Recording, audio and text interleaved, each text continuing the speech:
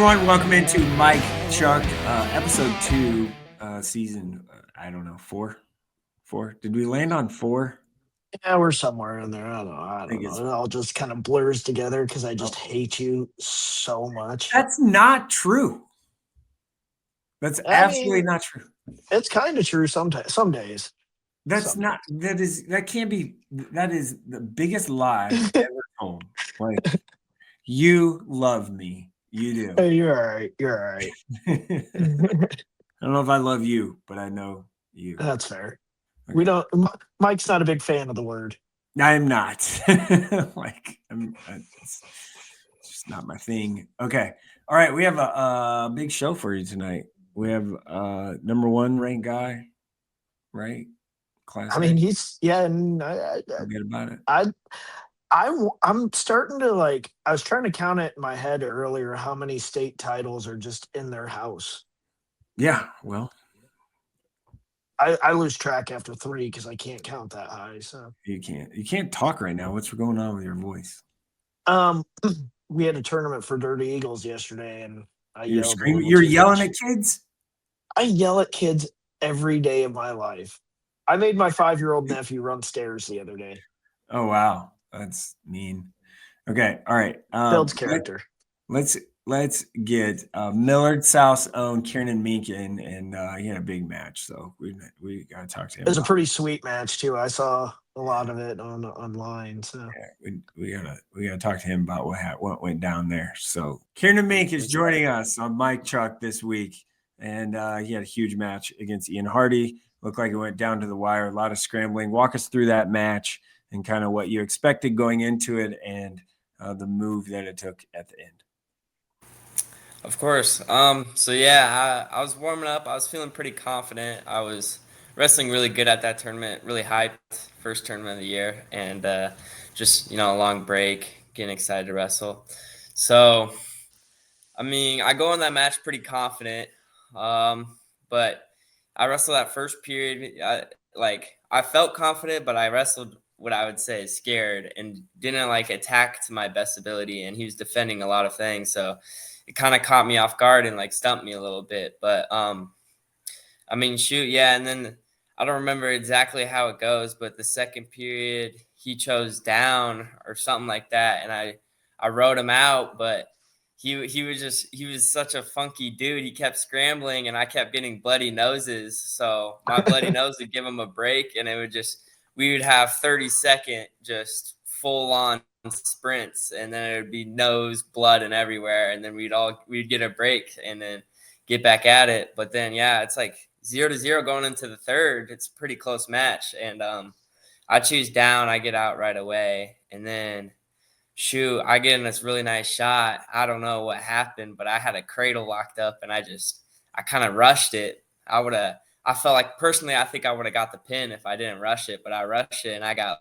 rolled through and taken down, and then blood everywhere. Right. So we get a break, and I'm just thinking, I'm like, dude, this kid's all respects to him. This kid's tougher than I thought he was. And so I'm thinking, I gotta go. There's a minute left, and I end up getting escape and getting a pretty good takedown right on the edge and getting the right out to win it. So we were talking a little bit earlier about the number of state titles and just in your household and growing up there. And what was it like, kind of growing up, seeing your brothers be so successful? And I mean, it looks like you don't feel 1 ounce of pressure at all. Some people would find that to be a really tough situation. How did you deal with it?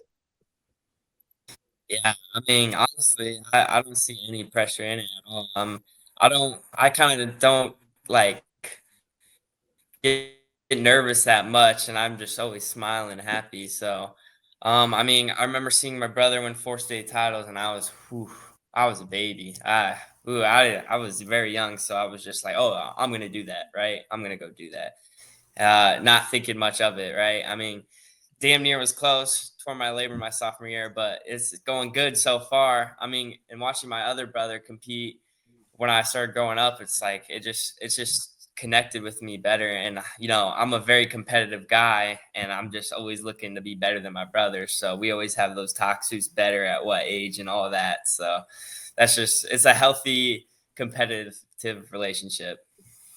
I want to change gears a little bit. Why SIU Edwardsville? What made you choose them?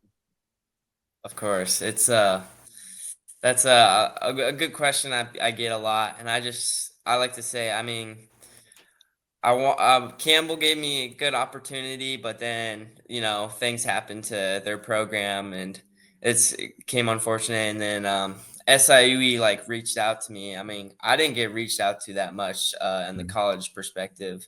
I didn't get really talked too much, but I also didn't reach out too much on my own. I tried to, but then SIUE just brought me in and got me a visit, and man, it is beautiful. It is so beautiful. Nice town to live in, and then not too far away is the big city. It's St. Louis, and it's just such a nice town, and the campus it's beautiful, and I think I love it, and might stay there for the rest of my years. It's a very nice town, and I love it a lot. Tell us a little bit about your signature purple knee pads and shoes. What's the story behind that? Yeah, I always get this question a lot from the freshmen every year. They're always, "What's with the purple?"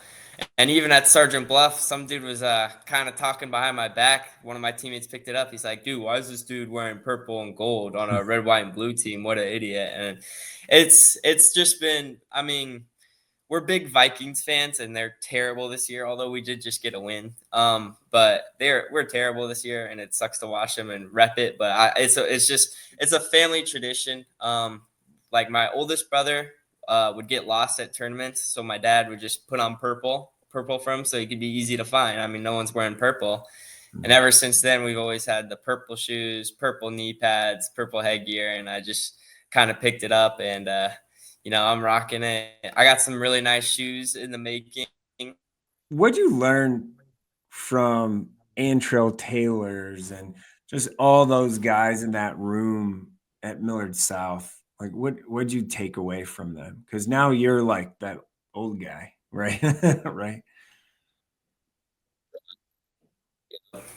I mean, Antrell, he graduated before I got to go, but we still talk. I mean, not quite frequently because it's wrestling season. It's hard to stay in contact, but I've met him. I've talked to him a lot, and we keep in touch.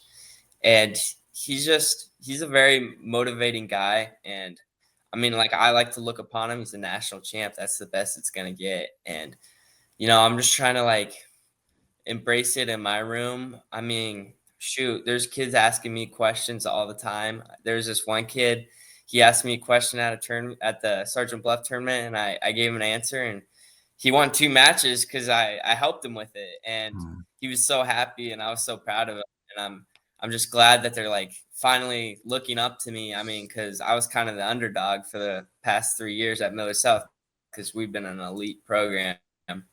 And now I'm the old head. Everybody's looking up to me and asking me questions, and I try to help to my best ability and try to get them to win matches. And to be honest, we look like a way better team than we did last year. We've made a lot of improvements, and I'm pretty proud of it. So one last thing here. Now, I don't know if you know this or not, but your girlfriend's mom works with me, and she walks around the office saying that she can still whoop you. Is this true? Brandy said that she could whoop you. Is this true? Of course she does. He said, "Of course." That sounds like something she would say. She's a talker. It's funny. That is funny. I mean, shoot.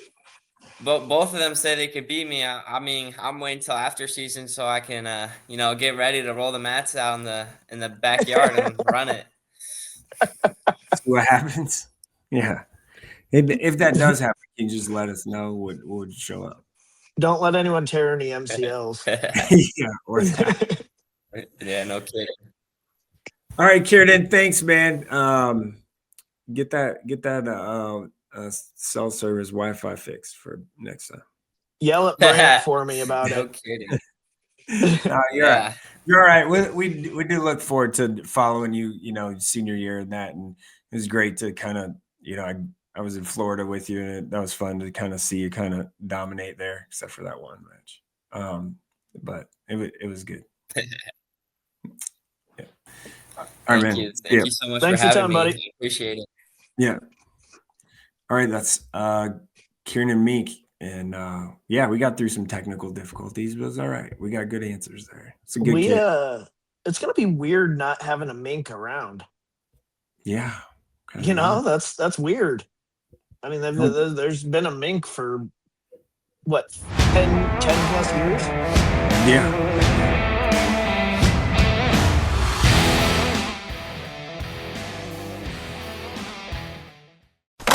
A Hurrdat Sports Network production.